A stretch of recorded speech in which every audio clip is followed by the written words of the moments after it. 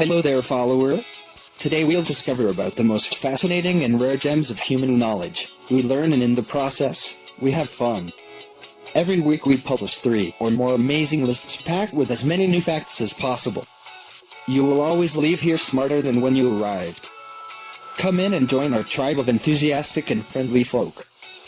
People just like you, crazy about learning something new and, more importantly, something you can tell your friends about. And please don't forget to subscribe to our channel to be at the edge of top facts every week. Now we present 10 patron saints for millennials. Life is so fast-paced these days that we seldom have time to stop and breath. But so many pitfalls of life might be averted if we take the time to ask for a little help. Life for millennials is particularly hard. They are, perhaps, the most hard-done by generation in human history, if we believe the media. So, for the sake of our struggling younger audience, here are 10 saints to help out with the trials and tribulations of modern life. Number 10. Student loan debt. Saint Nicholas. Once a millennial has left college saddled with immense student loan debt from a 4-year gender studies degree, they will want to call upon the help of Saint Nicholas. Yet, the Christmas guy, who is the patron saint of money problems. With the help of good old Saint Nicholas, you will no longer need to worry about where your next plate of artisanal kimchi tacos is coming from. Saint Nicholas was born in Myra in Anatolia, modern-day Turkey, around 270 AD, and while his official feast day is December 6th, we celebrate him mostly in the form of Santa Claus. The reason he is the patron of death, and also Santa, is because he gave 3 purses of gold to a poor man to use as a dowry for his 3 daughters, so they wouldn't have to become prostitutes. He is sometimes also regarded as the patron of prostitutes for that reason. While today he would probably post about his exploits on Facebook so his friends could all like his donation, at the time Saint Nicholas was very discreet and gave the gift under cover of night. Number 9. Unemployment. Saint Cajetan. For a large number of millennials who clearly didn't bother asking for help from Saint Nicholas, life after college will mean unemployment. Unless you intend to teach others about intersectional race theory, there isn't much use for a social justice degree. This is where Saint Cajetan comes in. Saint Cajetan is the patron saint of the unemployed. He can't unteach you the facts you learned at college, but he can at least help you to find a job. And if he fails on that score, you may want to call upon Saint Peter of Saint Joseph de Betancur y Gonzales, the patron saint of the homeless. Saint Cajetan was an Italian saint born in 1480 AD. He is known as the patron saint of the unemployed, because he had a great passion for helping the poor, particularly those without work, and he founded a bank which charged no interest to compete against the usurious private banks of the time. Number 8. Baristas. Saint Drogo. While economic improvements do seem to be in the air, the job market of the last decade is a disaster. So much so that a leading job for millennials who manage to get work after college is that of a barista.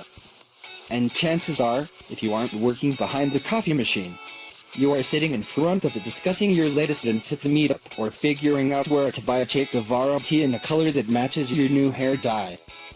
But instead of working on your world-saving plans, why not spend a few moments in prayer thanking Saint Drogo for the bounty in front of you? For Saint Drogo is the patron saint of coffee, the number 1 fuel of millennials. Saint Drogo of Seaborg was born in 1105 AD in Flanders. At 18 he gave away all of his belongings, and became a pilgrim and shepherd. He became attractively challenged during a pilgrimage, and was so ugly that a small cell was built in the local church to keep him hidden from the populace. He lived there for 40 years, consuming only barley, warm water, and Holy Communion. Why is he the patron saint of baristas and coffee? No one knows. He just is. Number 7. Selfies. Saint Veronica. It is widely known that millennials are the selfie generation. The internet is awash with pics of young people in duckface, fish gape, finger mouthing, and the latest hand-over-the-face poses. In this day and age it is not so easy to get noticed, so your selfies need to pop. A little help from Saint Veronica, patron saint of photographers. Maybe just what you need. Saint Veronica is the woman famed for wiping Christ's face with a cloth as he passed her on the way to his crucifixion. His likeness was left imprinted on the veil, which you can see on Passion Sunday, 5th Sunday of Lent in St. Peter's Basilica in the Vatican. The connection between this and Saint Veronica's patronage of photography is self-evident. So, what do you do now that you have the perfect selfie? Head over to Instagram. Number 6. Thoughts. Saint Bridget. Instagram and Snapchat are two favorites of the younger generation. Facebook is for old folk now, don't you know? The rise of these two social media networks has led to a strange creature, the It stands for that whore over there, and refers to people on Instagram who typically describe themselves as models, posting softly provocative photos in order to advertise their private feed, featuring far more revealing photos at a price. Believe it or not, the church even has a saint for these Instagram models or influencers. Saint Bridget to the rescue. The patron saint of Ireland is also the patron saint of fallen women. Saint Bridget, also known as Saint Bridget of Ireland or Saint Bridget of Kildare, was born at the time of Saint Patrick and was, in fact, his friend. She founded the first community of women religious in Ireland. She is the patron saint of fallen women, because a palace in a town named after her was converted to a correction facility for women of ill repute.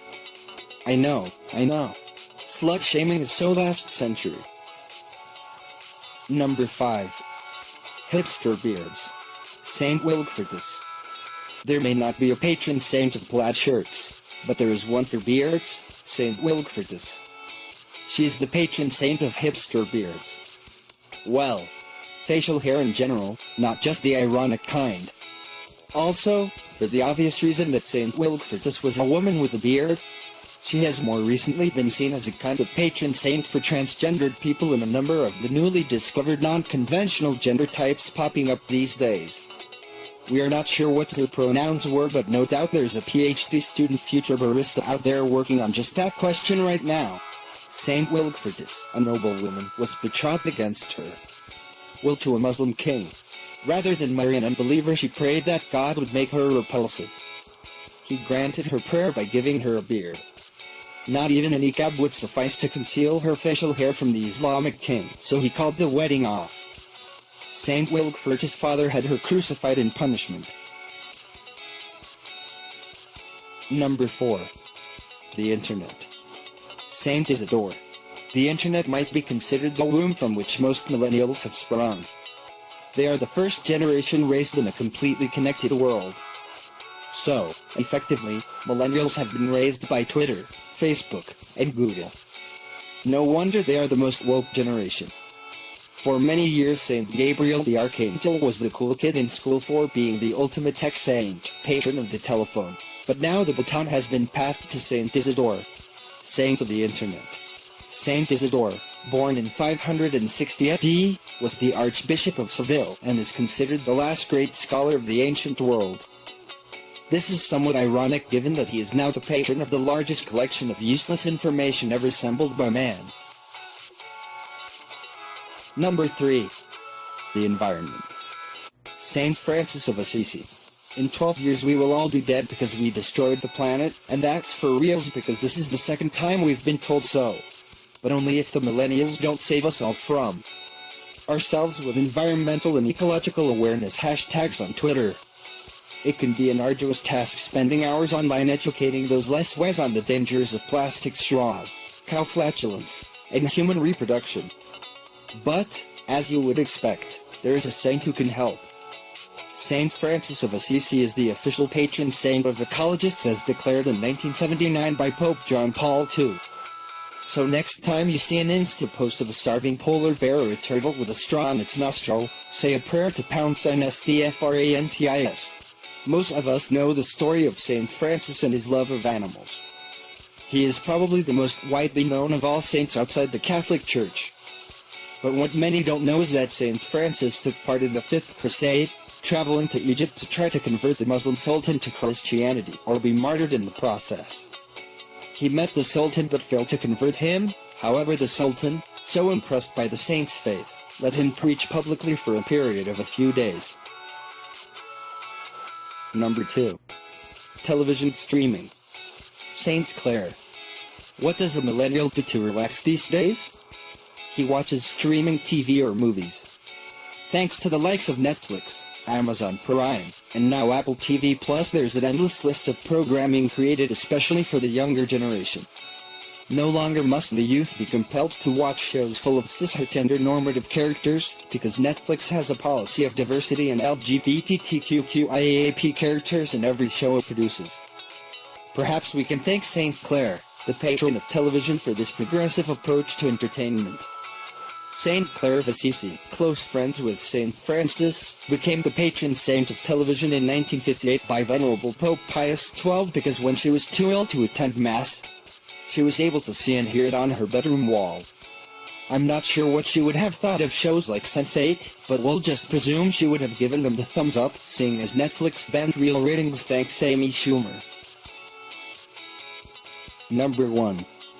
Uber and Lyft. Saint Fiacre. After an exhausting weekend binge-watching Stranger Things, millennials need to take a break.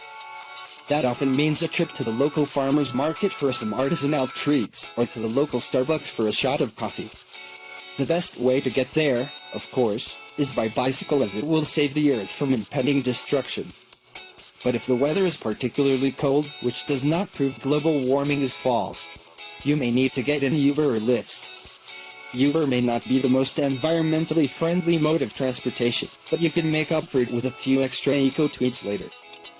However, you might also think about having a quiet word with Saint Fiacre, the patron saint of taxi drivers. If you ask nicely enough, he may furnish you with an electric Uber. Phew. Climate catastrophe averted. Saint Fiacre was born around 600 AD in Ireland. He became a monk and was known for his saintliness and skill in medicine. His patronage of taxi drivers is not officially recognized in the church, but has been known since the 17th century, when the Hôtel de Saint Fiacre in Paris hired out carriages known as fiacres. This fascinating saint is also the patron saint of gardeners, go green, sufferers of venereal disease and hemorrhoids, known as Saint Fiacre's figs in the Middle Ages.